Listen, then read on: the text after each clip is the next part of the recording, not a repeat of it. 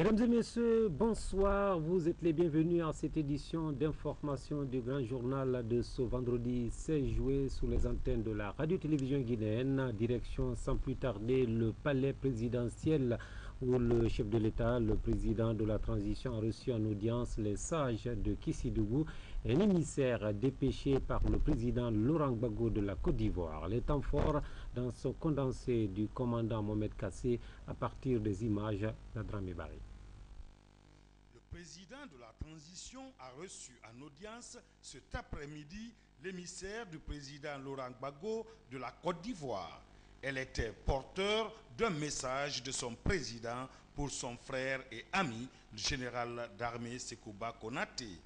Maudry Marie Géné-Rosa a saisi l'occasion pour réitérer le soutien du président et du peuple ivoirien au processus de transition en cours en Guinée.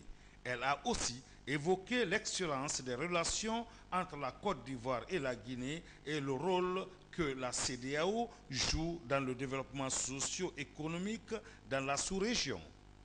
En réponse, le président de la transition a rassuré de son ferme engagement à promouvoir l'intégration sous-régionale et renforcer la sécurité des personnes et des biens entre les deux pays.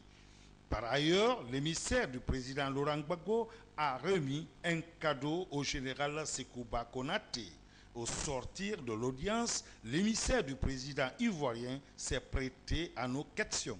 Nous avons été très heureux de rencontrer, donc, à la demande du président Laurent Gbagbo, son homologue et son cadet, le général Sekouba Konaté, président de la République par intérim de la Guinée-Conakry. Il a été donc question de parler des relations entre les deux pays.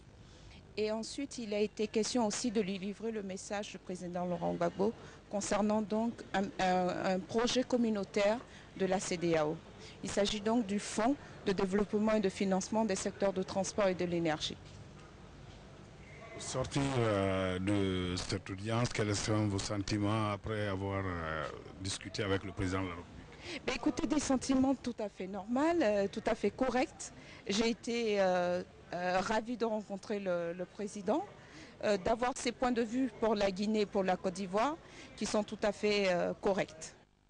L'autre audience du président de la transition, c'est celle qu'il a eue avec la notabilité de Kissidougou. Ces sages étaient venus traduire le soutien des populations de Kissidougou au général d'armée Sekouba Konaté pour ses efforts en faveur de la démocratisation du pays. Ils ont saisi l'opportunité pour fustiger l'offense dont il a été victime avant de lui demander de pardonner. Toutes ces audiences se sont déroulées en présence du Premier ministre, chef du gouvernement, de quelques membres du gouvernement et du cabinet de la présidence de la République. Et voilà, c'était donc la feuille d'audience du chef de l'État, le général d'armée Sekouba Konaté. Autre aspect de l'actualité en Guinée avec les échos de la rencontre restreinte que le Premier ministre, chef du gouvernement, a eu hier avec les acteurs clés du processus électoral élargi au président des institutions républicaines autour, vous le savez, des leçons à tirer du premier tour des présidentielles du 27 juin dans notre pays. Une concertation sans doute pour réussir le second tour et éviter des dérapages et autres contestations qui ont émaillé le premier tour. Le reportage de Hadi Kamara et de Kabasouma. Après la proclamation des résultats provisoires de l'élection présidentielle du 27 juin 2010, tous les acteurs de la transition sont sur la brèche pour la bonne tenue du deuxième tour.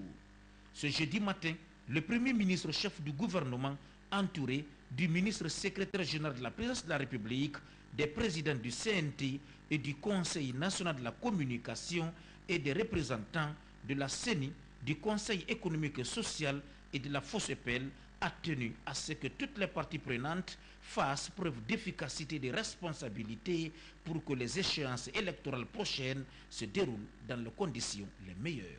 De temps en temps, les institutions de la République se rencontrent pour échanger leurs vues sur l'état de la nation.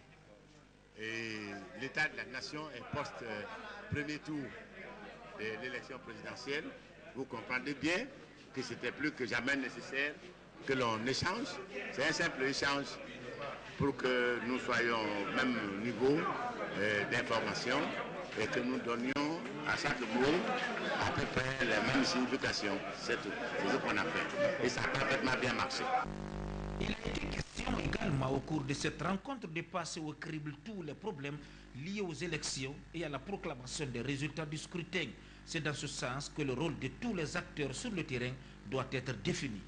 C'est pour tirer les leçons du vote du 27 juin, le premier tour, et se préparer conséquemment.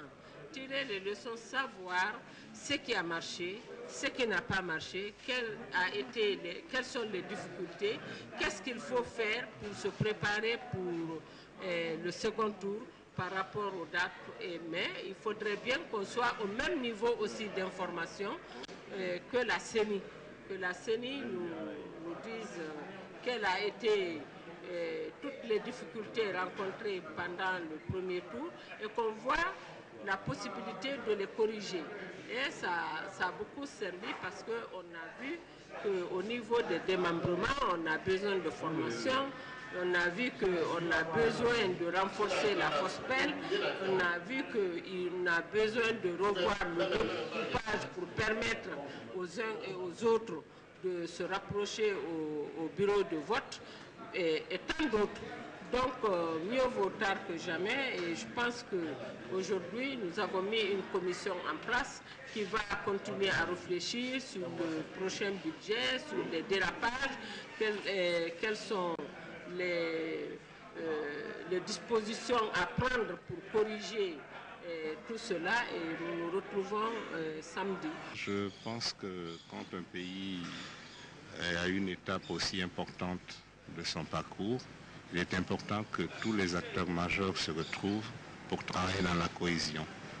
Et j'ai le sentiment au sortir de cette rencontre que la Guinée tient le cap et chaque fois qu'il y a des événements importants, nous arrivons à nous retrouver afin, ensemble, de pouvoir trouver des solutions et nous éviter des écueils qui vont davantage alourdir la marche de notre pays. Donc je pense que c'est une bonne chose que cette initiative a été prise. Et cela va certainement nous permettre d'avoir un deuxième tour avec moins de grincements. À travers cette rencontre donc, on comprend aisément que des dispositions sont en train d'être envisagées afin de garantir davantage la sécurité et la crédibilité des élections. Depuis, n'est-ce pas, le premier tour jusqu'à aujourd'hui, il y a beaucoup de démarches, beaucoup de manœuvres que nous sommes en train de gérer. J'ai personnellement participé en tant que commandant de la FOSPEL, parce que vous savez qu'après, n'est-ce pas, le scrutin, il y a eu des marches qui ont abouti vraiment à des insanités que nous avons réussi quand même à gérer, notamment par rapport à l'état, n'est-ce pas, du monsieur le Président de la République. Alors, on se rend compte aujourd'hui qu'il faut faire une sorte de tour d'horizon, faire la nomenclature des problèmes à partir du premier scrutin, baliser, n'est-ce pas, le chemin par rapport au deuxième tour qui doit arriver.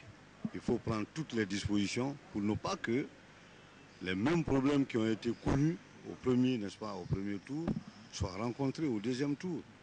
Et pour ça, il faudrait que toutes les institutions, n'est-ce pas, de la République de Guinée se retrouvent, qu'on compte sur nous-mêmes en tout premier lieu par rapport aux autres.